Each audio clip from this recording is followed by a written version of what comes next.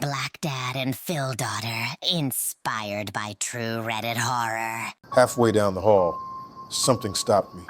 At the bathroom doorway, a pale half-face leaned out, then slid back inside. I froze.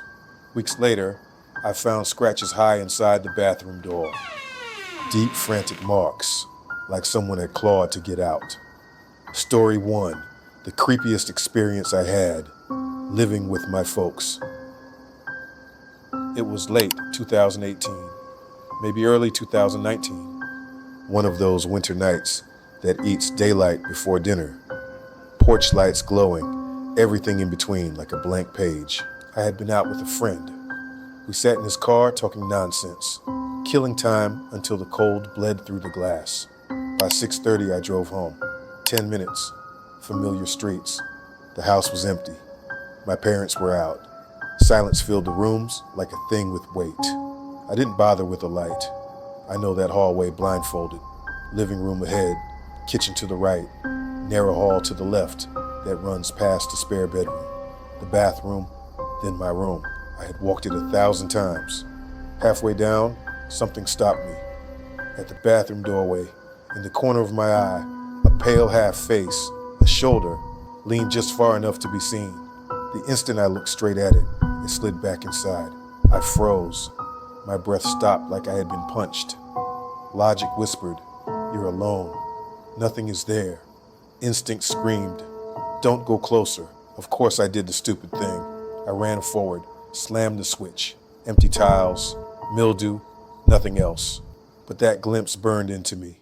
I had felt cold spots before, heard creaks before, but nothing had ever looked back. That night, I lay awake, playing it on a loop. Every creak became a footstep, every draft a hand. I told myself my eyes had lied, but even then I knew, whatever had looked at me did so on purpose. Weeks later, I found scratches high inside the bathroom door. Deep, frantic marks, like someone had clawed to get out. I never told my parents. I stopped sleeping in my room. If something wants you to be seen, don't give it the courtesy of your eyes. Some things are better left unlooked at. Story 2, something was waiting in my hotel room. Rome, September 2005. I was 20, maybe 21, traveling with friends. The hotel wasn't fancy, but the rooftop bar kept us late. Drinks, laughter, the city below. Halfway through a cigarette, I remembered my silver Zippo in the room. Small thing. I slipped away and took the stairs. The hallway was quiet, carpet softening every step, the kind of quiet that feels wrong in a place where people come and go. I opened the door, and before I touched the switch, I felt it. Not a sound, not a shadow, a presence, heavy, immediate, as if the room itself had been waiting. The lighter sat on the bedside table, 10 slow steps away. Simple, harmless, except every step made the feeling squeeze tighter, like walking into an invisible stare.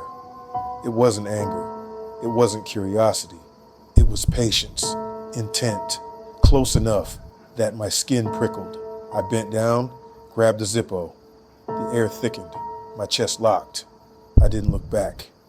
I ran up the stairs, into the rooftop lights. My friends swallowed me with laughter. They joked, "Rome is old. Ghosts are part of the scenery." But I know what I felt. That room wasn't empty. It was waiting. And the part that gnaws at me still, maybe it wasn't waiting for me. Maybe it was waiting for someone else. If a room ever presses down like that, leave the lighter and go. Story 3, the strangest review I ever read. Early lockdown, downtown Los Angeles, empty streets, sirens every night. I wanted fried chicken, a small, fixable craving. I opened Google Maps, scrolled reviews, the usual, too salty, crispy skin, 5-star hype. Then one line stopped me cold. "The chicken here is so good and fresh, almost as good as human meat."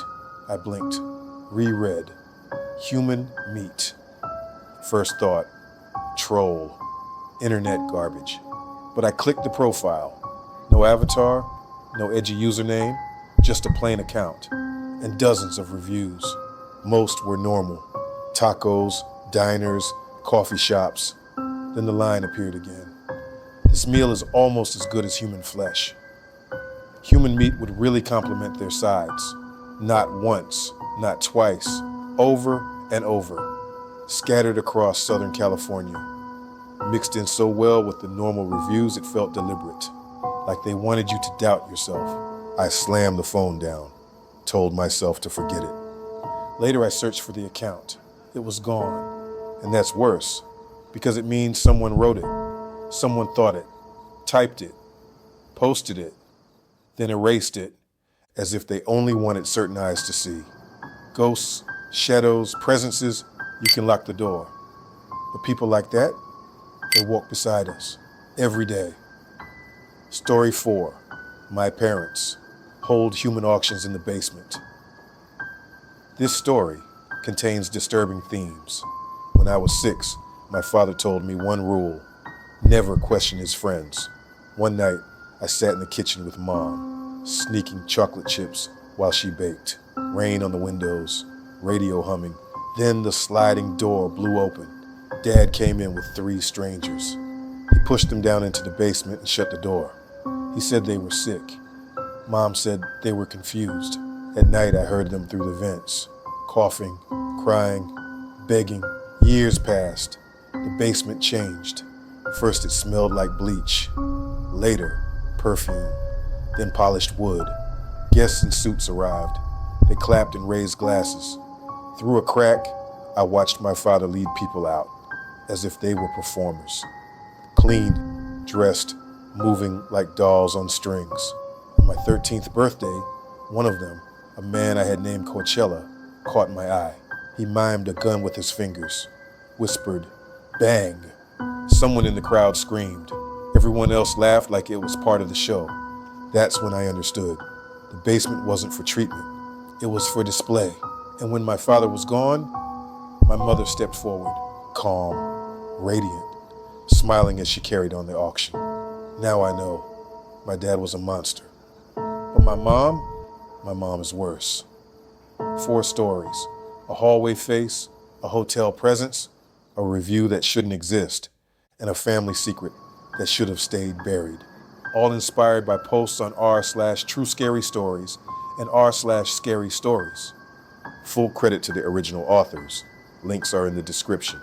If you have a story that still follows you into the dark, share it in the comments. I'll read it, and maybe we'll never sleep again.